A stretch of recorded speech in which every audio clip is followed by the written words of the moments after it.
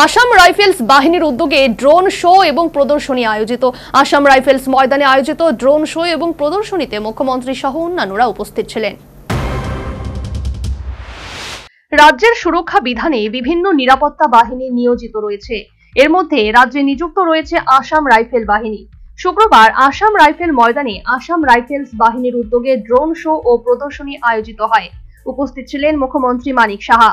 এছাড়াও উপস্থিত ছিলেন রাজ্য পুলিশের মহানির্দেশক অনুরাগ, স্বরাষ্ট্র দপ্তরের সচিব অভিষেক সিং, মুখ্যমন্ত্রীর সচিব পি.কে. চক্রবর্তী সহ আর রক্ষা এবং আসাম রাইফেলস বাহিনীর আধিকারিকরা।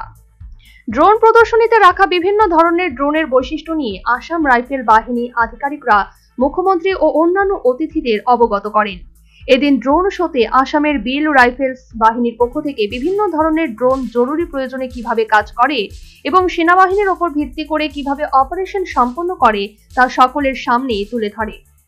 এদিন মুখ্যমন্ত্রী মানিক সাহা রাজ্যের সুরক্ষা ব্যবস্থা শক্তিশালী করার জন্য আসাম রাইফেলস বাহিনী যে ড্রোন ব্যবহার করছে তা সকলের সামনে তুলে ধরেন। একই সাথে বলেন, নিরাপত্তার প্রশ্নে রাজ্য অনেকটাই সুরক্ষিত। বিভিন্ন ধরনের ড্রোন আমরা আসাম রাইফেলস গ্রাউন্ডে আজকে দেখলাম।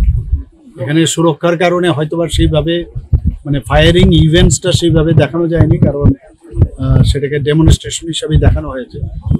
কিন্তু এবং অন্য দেশের বা কেউ টেররিস্টরাও যদি ড্রোন ব্যবহার করে সেগুলোকে কিভাবে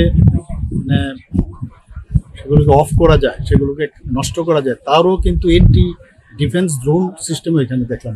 360 ডিগ্রিতে এটা ঘুরবে। এবং ড্রোনের মধ্যেও আমরা দেখলাম বিভিন্ন ধরনের ড্রোন, যে ওর মধ্যেও কিন্তু এক তো যে কোনো ব্লাস্টিং যে ম্যাটেরিয়াল আছে সেইগুলো নিয়ে যেতে পারে, কোথাও ব্লাস্ট করতে হবে সেখানে ফেলে দেওয়ারও সুবিধা আছে। ফায়ারিং করারও AK-47 আমরা দেখলাম এখানে লাগানো আছে। তো সেইগুলো কিন্তু ফায়ারিংও করতে পারে কোনো টেররিস্টদের যদি আক্রমণ করতে হয় বা অন্য দেশের যদি নিরাপত্তার ক্ষেত্রে অন্য দেশ। তো আমাদের জন্য, আমরা ত্রিপুরাবাসীর জন্য এটা খুব প্রয়োজন, কারণ আমরা অনেক সময় ভাবি যে আমাদের সেইভাবে আমরা তৈরি আছে কিনা। আমরা কিন্তু তৈরি আছি, সেটা আজকে এখানে ডেমনস্ট্রেশনে বুঝলাম যে আমরা অনেকাংশে। সর্বোপরি আসাম রাইফেলস ময়দানে আসাম রাইফেলস বাহিনীর উদ্যোগে ড্রোন শো ও প্রদর্শনী আয়োজিত। ড্রোন শোতে আসাম রাইফেলস বাহিনীর পক্ষ থেকে বিভিন্ন ধরনের ড্রোন জরুরি প্রয়োজনে কিভাবে কাজ করে এবং সেনাবাহিনীর উপর ভিত্তি করে কিভাবে অপারেশন সম্পন্ন করে তা উপস্থিত সকলের সামনে তুলে ধরা হয়। Bureau report, news vanguard.